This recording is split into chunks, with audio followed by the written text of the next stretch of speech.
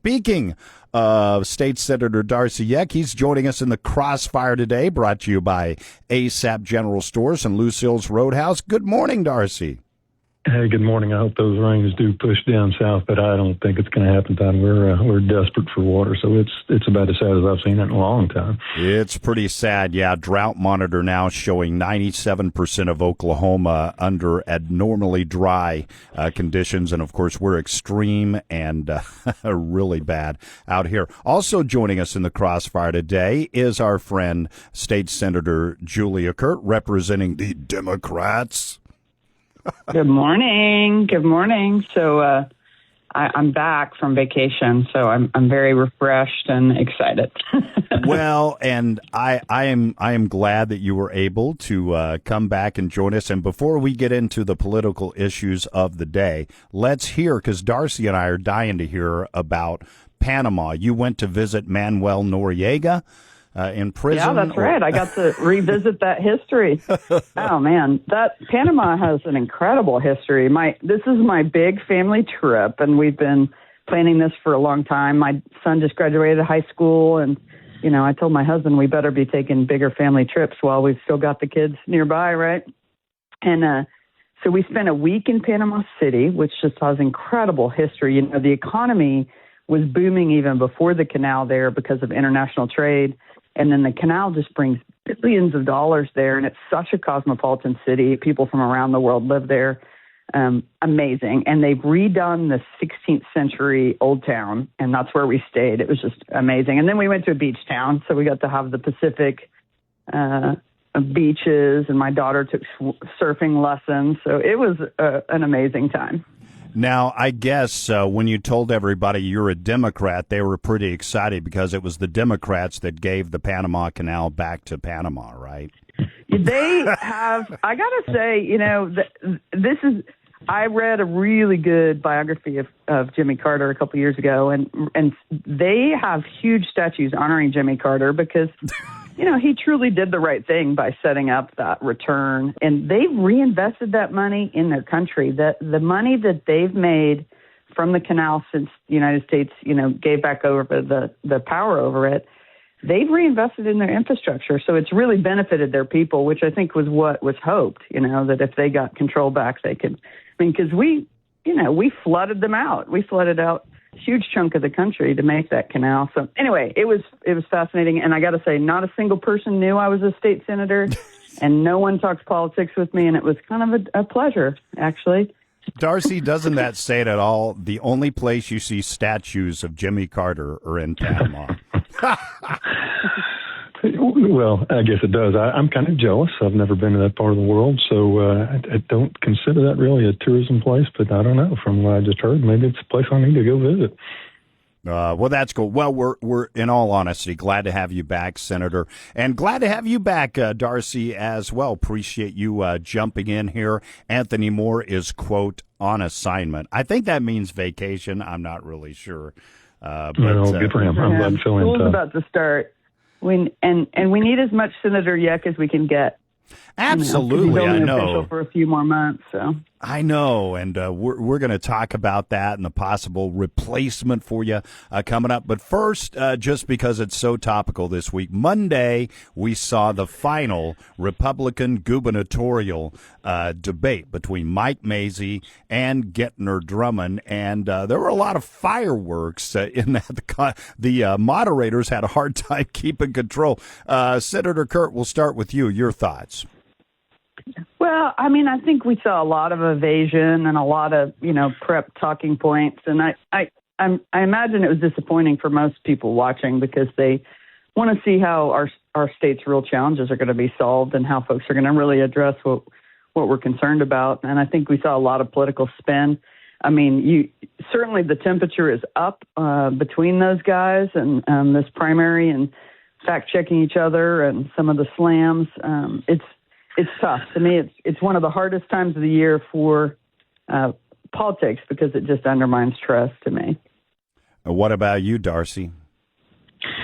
Well, to be honest, Todd, I'm a little bit disgusted by the way that devolved. These are our highest leaders in the state, and you'd like to think that they would exemplify some examples, really, that people want to see in those positions. But I know those things are consultant driven, they're poll driven, so they're going to go out and regardless of what the question is, and we saw that time after time, they're going to get their jabs in, they're going to get their points in. So I really don't think people appreciate that. So it would be refreshing to see some of those candidates take the high road, and in my opinion, I think that would benefit them in the end. I think people would appreciate that, but again, we haven't seen that, so I was a little bit disappointed by the way both of them reacted. I've had the chance during my time in Senate to work with Senator Mazie. He was the appropriate chair my first couple of years in the Senate, and I was on the appropriate committee. So I really do think he's very strong when it comes to budget things and tax-related things, although I have some concerns about some of the things that he said and some of the postures he's taking when it comes to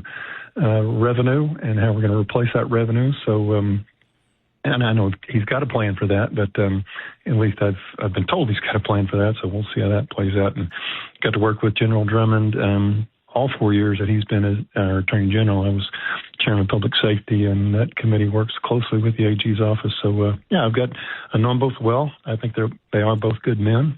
I don't know that they showed those characteristics Monday night in the forum like I wish they would have.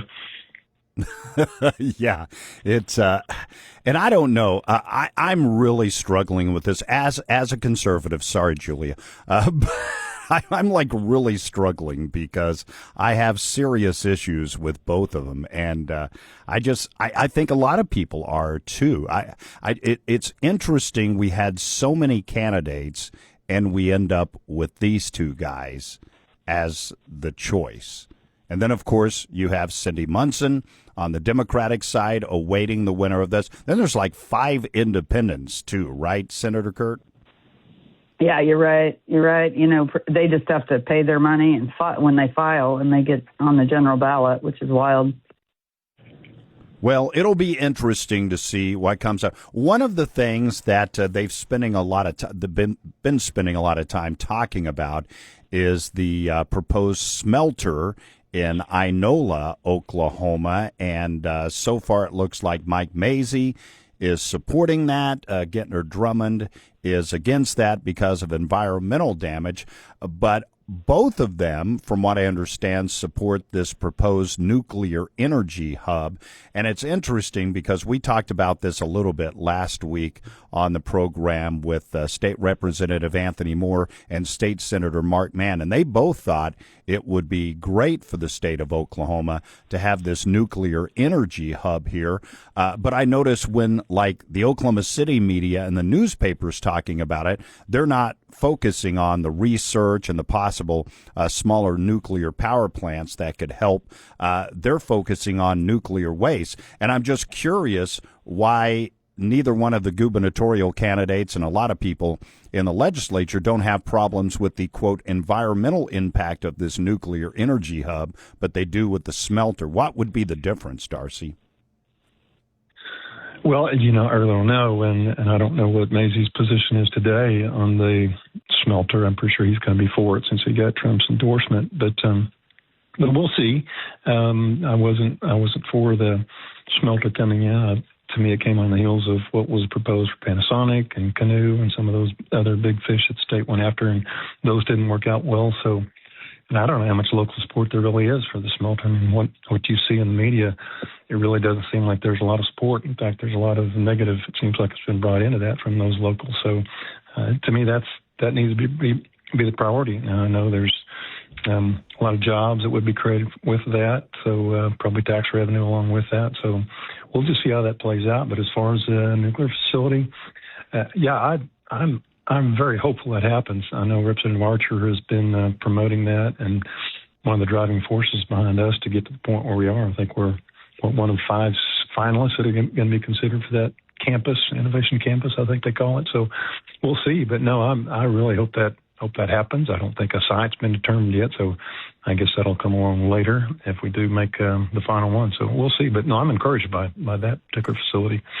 What about you, Senator Kurt? Is it just going to be a research facility, this nuclear energy hub, or is it going to be like the Daily Oklahoman is saying they might have to try to have a place to store nuclear waste? I mean, I definitely need to read more deeply into it and admit to, scanning some of the information. But one of the follow-up pieces I read is that committing to the so-called Innovation Hub, you are also committing to taking nuclear waste from other states. And that's a huge concern. I mean, we have come really far on safety around nuclear waste. And I'm glad, Oklahoma has some questionable history there with nuclear energy production, and certainly we need it. It would be fabulous to have an all of the above situation for our energy, but I think we need to know more about the waste that would be coming in from out of state, what would be expected of the state. We're talking about forever. These chemicals don't go away, and I would like to know more about, do we have safe storage now? What kind of resources does it take to keep it safe? I know that a lot of these facilities are very water intensive. And so I think we have to look at the overall concerns. I'm thrilled for us to be in the running, and I think that's really important for the innovation side of it. But I think we have to look at the whole picture, because if they're doing that in part to find a place to dump waste, we need to know how that's going to affect people. Good point. I think to her point, I think, kind of in my neck of the woods, we had that Kerr-McGee situation back in I remember the Karen Silkwood. I was worried about that, but I think that was in the 70s.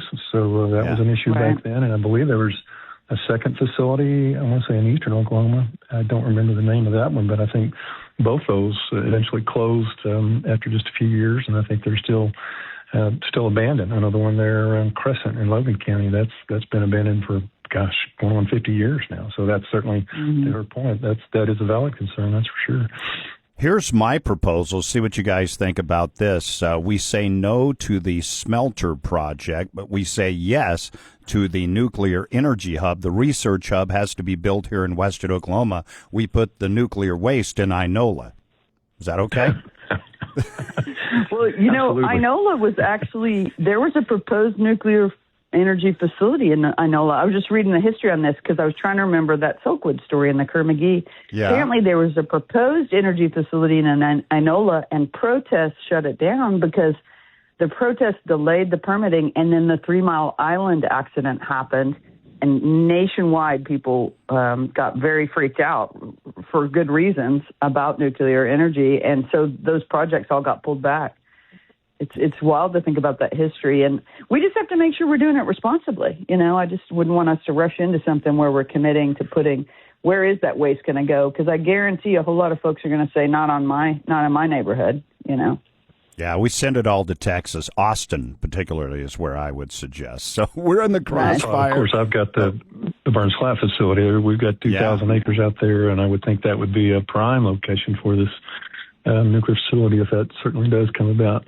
Absolutely. Great point there. We're talking with State Senators Julia Kurt and Darcy Eck. We're in the crossfire today. It's brought to you by ASAP General Stores and Lucille's Roadhouse. By the way, congratulations to Freddie Cardenas, who won that 1966 Chevelle during a Rick's birthday party at Lucille's last night. Back with more after this. Senate District 26 needs a leader who understands our local economy, not someone learning on the job. Western Oklahoma needs a leader who has a proven record of listening and accomplishing. For over 40 years, I've run successful businesses thanks to the great people here in District 26. Together, we can continue to do great things. Now I'm ready to serve as your next state senator. For steady leadership and proven results, vote Rick Cook for State Senate. Paid for by friends of Rick Cook 2026.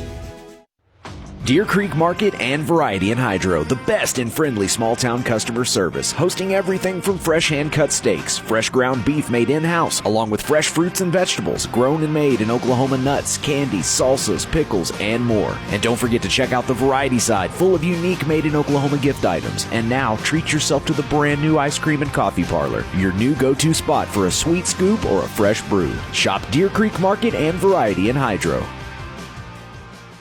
When you're making decisions as important as choosing home health or hospice for a loved one, it's important to ask the right questions. Are they locally owned? Are they proven through years of successful business practices? If necessary, can you transition from home health to hospice with the same care given? You can find all this and more at your locally owned Shepherd Home Health and Hospice. They've been serving Clinton and the surrounding area since 2006 with dependable, local, and reliable care. Shepherd Home Health and Hospice of Clinton. Call today.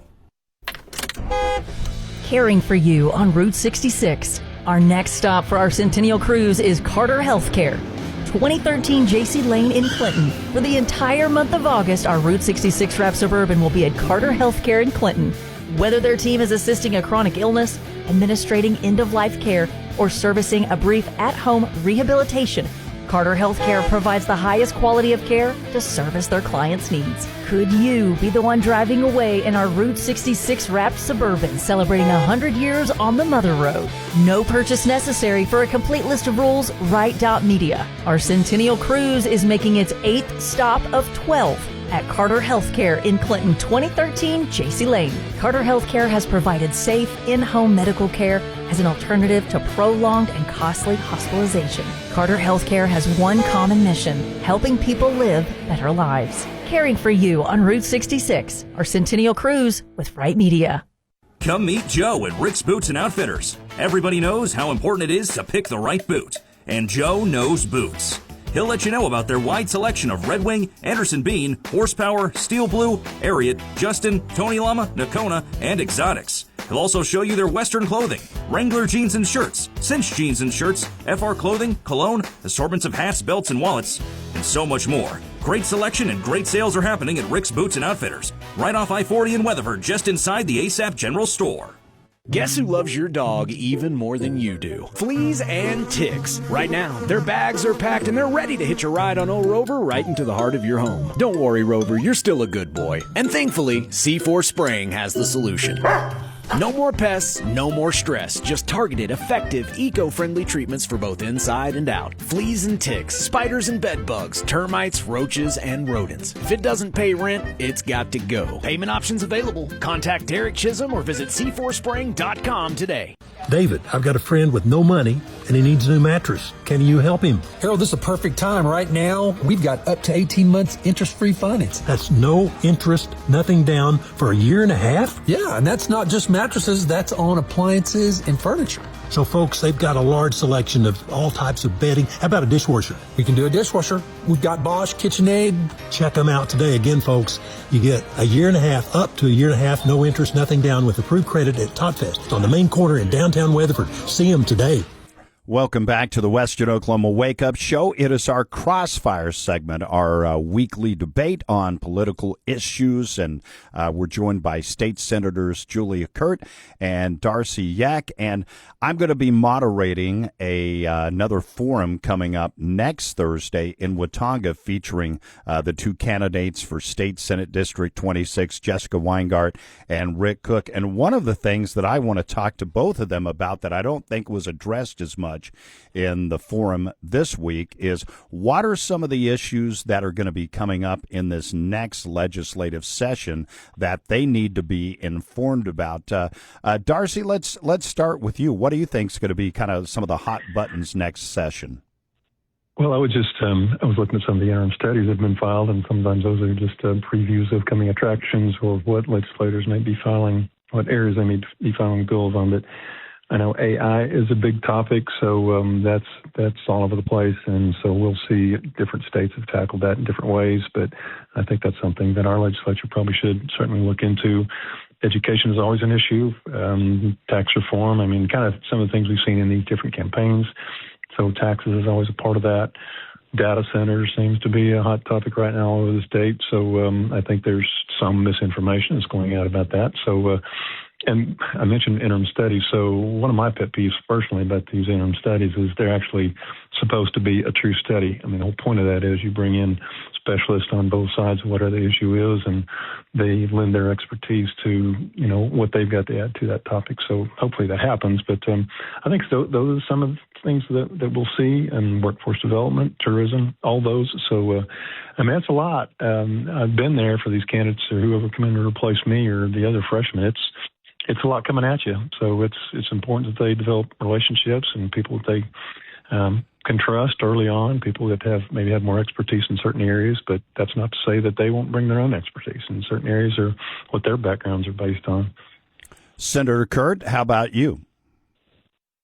Yeah, I think a lot of the topics he brought up, I think we're going to see a lot of issues around budget. We've got Medicaid concerns. We had, multiple attempts last year to radically change the Medicaid program for working adults. I think, depending on what happens at the federal level, there may be some big changes there. Energy debates are going to continue. We had a lot about wind and wind setbacks. Eastern Oklahoma was not as experienced as Western Oklahoma when it comes to wind, and there's been a lot of frustration about those permits, et cetera.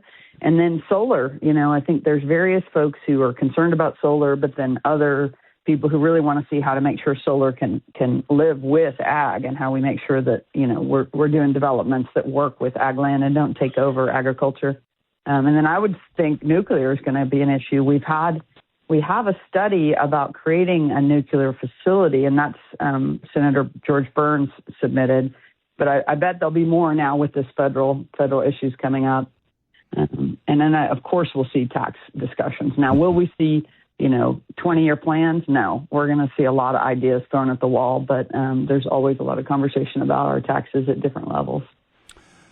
Well, we've got, of course, a race right here in western Oklahoma that people are eyeing because, Darcy, obviously you are terming out after this session, so you've got a couple of more months. In fact, you're up at the Capitol today. You've got Rick Cook and Jessica Weingart in the runoff coming up on the 25th. We saw this week that the third person in the race, Brady Butler, has thrown his endorsement behind Rick Cook. How do you see things playing out, or do you even want to take a guess at who might be your replacement?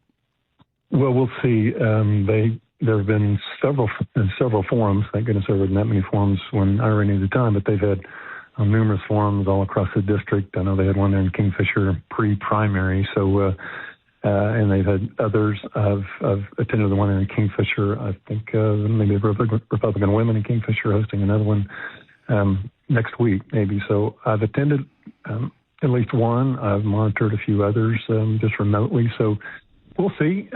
Like I mentioned before, Rick and Jessica both have their strong points and great stories to tell.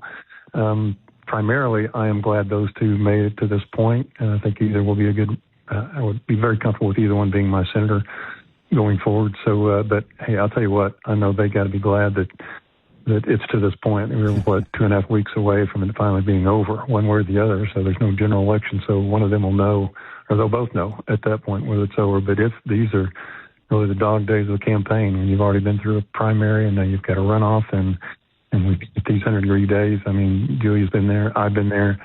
That's tough. That's tough just to endure that. And it's tough not just for them, but for their teams and for their spouses to go through that. So I really admire both of them a lot for all the work they've put into it so far. Well, you talk about the heat. I'm going to be bringing the heat next Thursday, man. No holds barred when I moderate. I'm just kidding. I don't even know if I even get to ask anything when I know the audience is going to submit questions. What about you, Julia? Do you pay attention to other Senate races in different districts? Because it does matter who you're going to work with, right? Did we lose you? Senator Kurt? Darcy, are you still there? Wow.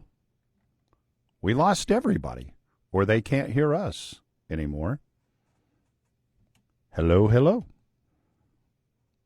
Well, that is very odd because they are still connected. I don't know if they said it still sounds like they're on hold. Let's see what's going on here. Give me just a second. Can you hear me now? Can you hear me now? Well, we've had a power failure that kind of made the board tweak out here. So give me just a second. We'll see if we can get them back on the line, and we will wrap up Crossfire. Pepsi Prebiotic Cola in original and cherry vanilla. That Pepsi taste you love, with no artificial sweeteners, only 30 calories, just 5 grams of sugar, and 3 grams of prebiotic fiber. That great Pepsi taste with even more to love. Pepsi Prebiotic Cola. Unbelievably Pepsi. And all Pepsi products are brought to you locally, as always, by the Nicholson family at Pepsi in Clinton. You know, for most of us, when it comes to health, wellness, fitness, nutrition, longevity, if you have fatigue, bloating, brain fog, well, it's not just about getting older. You know what? They can be messages that your body is sending you. That's where Viome comes in. It is a simple, at-home gut health test that uses advanced RNA technology to understand how your body is really functioning. Go to Viome.com/Hannity. That's VIOME.com/Hannity. And if you use the promo code Hannity50, you get $50 off. Attention North Fork Electric members. It's that time again. The Cooperative's 87th annual meeting is Saturday, August 15th under the pavilion at the Sayre City Park. Drive-through registration begins at 9 a.m. at the RV park entrance. This year's grand prize is a John Deere mower, sponsored in part by Western Equipment. The runner-up prize is $1,000 cash, sponsored by R&R Powerline. Be sure to register before 10 a.m. to be eligible for these grand prize drawings. You must be present to win. Bring your family and enjoy live music, delicious barbecue, free swimming, mini golf, and the chance to win a great door prize. For more details, like and follow North Fork Electric on Facebook and Instagram. All right. Sorry about that, guys. Our phone system just kind of went wacky, but we've got Senator Kurt, and I was just asking, are you watching, this potential race in District 26? Because it would be somebody that obviously you'd be serving with, or do you not pay attention to outside races? Oh, yeah. I mean, I watch. Clearly I'm not getting the mailers or hearing the back and forth, but I watch from afar. I'm always really curious with whether people's campaign rhetoric is going to be how they're going to govern. And I really hope that voters are asking them, truly, how do they learn? How do they get to know information when they don't know? Because when you get to the Capitol, that's the big issue is who do you listen to? Who do you trust? How do you learn on the fly? Because there's going to be issues thrown at you that you've never dealt with before. And I think having a really good sense of, the people you represent and also your values is so important. So I hope folks are asking those hard questions and not just staying with the surface level, because we need more colleagues up there that are grappling with the hard stuff. Without a doubt. Well, we are just about out of time, so let's do this. Tell me something good. Little Rufus and Shaka Khan. Senator Yak, let's start with you. Something good in your life this week. Well, thanks for asking, Todd. I'm disappointed that you didn't win that 66 Chevelle. That would have been a great car for Logston here in a couple of years. So, unfortunately, that didn't happen for you. But no, something good. I heard John's report earlier. I'm going to be in Weatherford later tonight. They're having the SWOSU Athletic Hall of Fame banquet. So a good friend of mine, actually from my high school days, is being inducted tonight. So looking forward to being out in the community and being at that banquet and supporting Pat Lewis. So nice. Yeah, that's good. That's really cool. All right. And Senator Kurt. I'm going to say back to school. So just a reminder that this is the tax-free weekend, sales tax-free weekend for your clothing purchases. And I'll certainly be getting out there with my kids. I have an incoming high school sophomore, which I'm shocked that my baby is a sophomore. And then my son is starting community college. So we're doing a modified back to school for him. So I just hope, thank you to all the educators out there getting ready, all those teachers and administrators and school staff who are getting things ready for our kids, because it feels like it comes up fast. It does indeed. Well, guys, my something good, I think it's a little more serious. I had a birthday over the weekend, and I got probably the greatest gift ever, my own Blackstone griddle. And I have used it every night. Yeah, it's awesome. So I feel like a manly man now. Congrats. God, you've got my cell phone, so feel free to call me. I'm glad to come test. You're both invited next time we do steaks. Right. Well, hey, God bless both of you. Thank you both for being a part of the program, and we'll do this again soon, okay? Absolutely. Have a great week. All right. State Senators Darcy Yak and Julia Kurt joining us in the Crossfire. News is next.